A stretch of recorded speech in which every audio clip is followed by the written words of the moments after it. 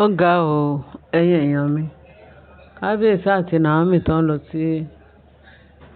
lọ sí UK. Wọ́n rò pé bóyá àwọn fẹ́ ọ̀la náà tẹ̀ lérò pé àwọn máa dé. Wọ́n dé bẹ̀ lánàá. Èní ló yẹ kán lè ṣe nǹkan tán ní ṣe lé.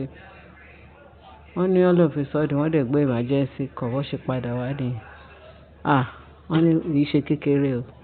Wọ́n ní wọ́n délé lóòótọ́, wọ́n rí bí Naomi ṣe fi hammer. Wọ́n ní hammer ló lò tó fi bú ṣá ilẹ̀kùn yẹn bí yán repair. Pé kábíyèsí orí ẹ̀kọ́ rẹ̀. Wọ́n ní Naomi gan pàápàá.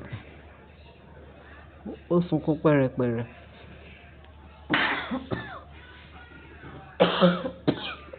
Wọ́n ló sunkún pẹ̀rẹ̀pẹ̀rẹ̀ pé kí lè lè yìí. Wọ́n ní gbogbo ẹrù tí Naomi gbà. Wọ́n ní gbogbo ẹrù tí Naomi gbà ní birthday. Wọ́n ní bó ṣe páàkì gbogbo ẹ̀ sínú yàrá yẹn síbi kan. Tóun bá dé, òun ṣẹ̀ṣẹ̀ máa tú. A máa rí gbogbo nǹkan tí orúkọ àwọn èèyàn tán fóun ní gift. Pé kì í ṣe kékeré. Pé tẹ bá rí àwọn ẹrù.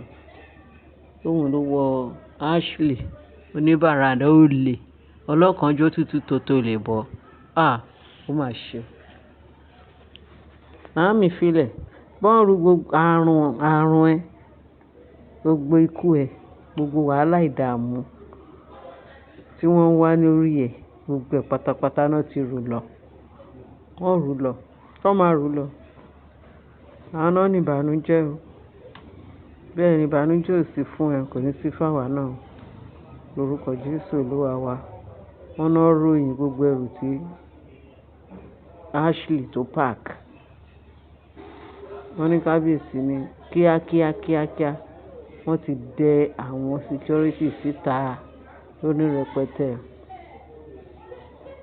Pé ibikíbi tán bá ti rí Ashley kán máa bá wọn wọ bọ̀ láàfin. Wọ́n ní kán máa wọ bọ̀. Pé á san gbogbo gbèsè wàhálà tó dálẹ̀ láàfin. Wọ́n ló ti sálọ. Wọ́n ló sálọ tèfètèfè. Ó kábíyèsí ní kó má tiẹ̀ lọ ta gbogbo àwọn ẹrù tí àwọn gold, àwọn oríṣiríṣi òrùka. Nítorí gbogbo ẹ̀ wà very very expensive. Pé kó má lọ tà. Tó sẹ́rìn kábíyèsí ní kán bá wọn wà. Ibikíbi tán bá ti rí kán bá wọn wọ̀ wá sáàfin. Wọ́n ròyìn. Even certificate tó ti ẹ̀ gbé. Marriage certificate. Ṣé ó fẹ́ wúlò fún? Ṣé òun ló fẹ́ máa jẹ́ Naomi? Àbí òun ló fẹ́ máa jẹ́ Queen Naomi? Àbí wọ́n mọ̀ rí ní Bahama? Kábà sọ wípé ó fẹ́ lọ fi máa jẹ́ orúkọ àbí ó fẹ́ fi máa ṣe kíni. Tó bá dẹ̀ lóun fẹ́ yá, ó tún dáràn. Kò lè tà, kò lè ṣe kankan. Àfi kó sọ wípé òun fẹ́ tà. A fẹ́ yá. Tó bá dẹ̀ yá, ìyẹn ló tún wá worse fún. Torí kò wúlò fún. Tó bá jẹ́ pé death warrant àwọn tó ṣe irú nǹkan bẹ́ẹ̀, death warrant wọn náà ti gbà ẹ́. Wọ́n ló ti ná pápá bọ̀rọ̀. Pé kábíyèsí níbi tó bá rí kán bá wọn mú wá. Because kábíyèsí kàn yà lẹ́nu. Wọ́n ní gbogbo millions upon millions. Òun ló kó sálọ nìyẹn. Wọ́n ní ìyẹn àwọn pé ìtàn ti ẹ̀ rí o. Ìtàn ti ẹ̀ dámọ̀. Àìmọye nǹkan tí wọ́n ti ẹ̀ dámọ̀ tó wọlé tó pọ̀. Pé k'Ọlọ́run kó ṣọ́ wa lẹ́ni tó ń ṣọ́ ni tá ò ṣọ́. Bẹ́ẹ̀ ni. Wọ́n bá ní nǹkan tó kó ńbẹ̀ pé kò ṣe é kó. Gbogbo àwọn ẹrù oríṣiríṣi expensive gift tán kó fún Naomi gbogbo ẹ̀ ní olójú kòkòrò. Olè ọ̀kánjúwà. Wọ́n ní nǹkan tó lójú kòkòrò ní kì í ṣe tiẹ̀. Ọ̀pọ̀ nǹkan tí kábíyèsí ń ṣe fún gbogbo tó yẹ kán ní ìtẹ́lọ́rùn. Ó tì o. Wọn ò gbà. Ó dìgbà náà. Wọ́n ní kábíyèsí wá ní wọ́n mú hammer ni. Wọ́n ba gbogbo ilẹ̀kùn yẹn jẹ́ yánmọyànmọ. Èmi ò mú ibi tí odindi first monarch láàfin ọba Adéyẹyè tí ò ní concrete security. Níbo náà wà nígbà tí Ashley tó mú hammer tó ń bọ́gùlé tó ń bú ṣá rẹ̀ kù. Wọ́n ní aago 3 òru. wọ́n ní kábíyèsí wá pé àwọn láfògidì àwọn ẹbí ẹ̀ nínú àwọn ẹbí ẹ̀ pé kán tó wá wo nǹkan tó ṣẹlẹ̀.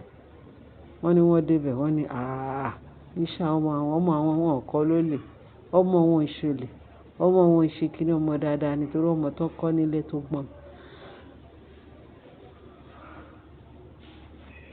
Ọmọ tó kọ́ tó gbọ́n nílé tó gbọ́n nílé tó gbọ́n níta tó gbọ́n nú.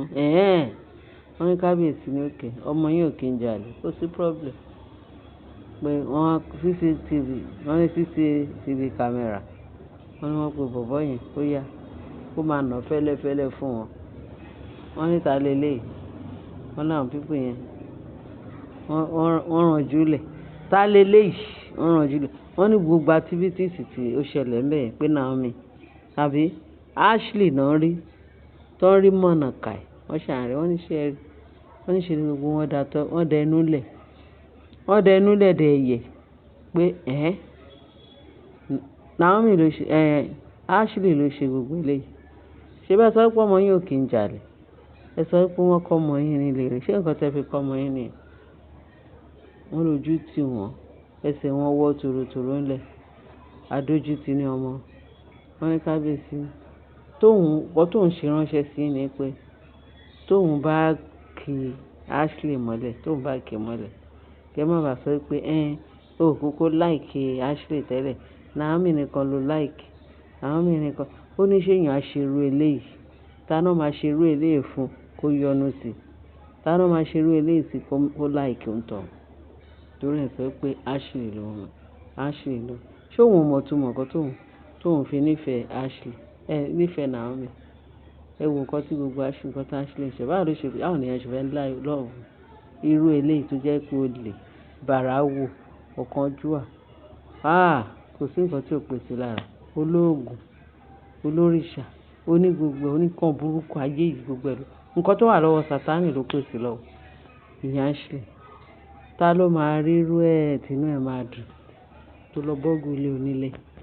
Wọ́n ní kábíyèsí nìkan lọ mọ́ ọ pé tóun bá rí pé Ọlọ́run ní jẹ́ kí inú burúkú bí kábíyèsí. Kábíyèsí wá lé gbogbo wọn pé kán kúrò láàfin ní àwọn láfún. Nǹkan tí mo fẹ́ kẹ́ mọ̀ nìyẹn. Ó yá ìgbẹ́ là ń fẹ́ ó ní kán máa lọ. Pé káwọn security wọ́n ti dé àwọn security lóríṣiríṣi fún Ashley pé tó bá rí kán bá wọn wọ̀ wá kíbi tó bá rí tó sọ pamọ́ sí wọ́n wọ̀ wá. Tó wá lọ tà àwọn kinní yẹn ìyẹn ló wá worst. Thank God pé ọpẹ́lọpẹ́ pé CCTV camera pó wà lárànd. Pé tí ò bá jẹ́ CCTV ṣé mọ̀ pé onírọ́ ni, onírọ́ burúkú ni. Wọ́n ní ẹni tó máa ń parọ́ ńkọ́ ṣe bó máa jalè. Ọ̀rọ̀ Yorùbá pé pérépéré ẹni parọ́ ó máa jalè. Bẹ́ẹ̀ ni wọ́n ní òun ni mo ní kí n sọ fún yín. Kẹ́ mọ̀ nǹkan tí wọ́n sọ tí Ashley ṣe. Wọ́n ní hammer ló yọ sí ilẹ̀kùn. Wọ́n ló ba ilẹ̀kùn yẹn jẹ́ yánmọ yẹn, ó ṣí gbogbo ilẹ̀kùn náà mẹ́lẹ̀. Ṣé mọ̀ pé àwọn ọmọ ìfẹ̀lẹ̀ rẹ̀ Ọlọ́run wọ́n ti mọ̀ pé tí wọ́n bá mú àwọn ọmọ yẹn lẹ̀, tí wọ́n bá mú àwọn ọmọ yẹn padà lọ sí Àkúrẹ́, Ọlọ́run má yẹ kó yẹ pé kí ṣe ìtàtúnṣe yìí náà bá sọ. Kẹ́ mọ̀ bí Ashley ṣe jẹ́ criminal tó. Bí Ashley tó jẹ́ criminal tó.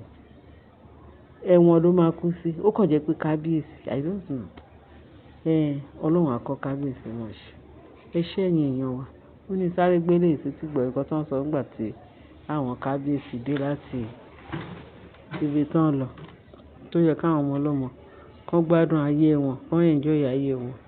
Ẹni tó bá ní Naomi àti kábíyèsí ò ní sinmi láàfin yẹn. Òun náà ò ní rí ibi jókòó. Bẹ́ẹ̀ ni ìdúró sí ìbẹ̀rù sí fún ọmọ tó gbódòrò. Ẹ ṣé ẹ̀yin èèyàn bá share, kẹ́ bá like, kẹ́ bá subscribe, kẹ́ bá fi tó kù sí comment section. Ẹ ṣé gan, ààbò Ọlọ́run á dájú lórí gbogbo wa o. Àmín. Bye.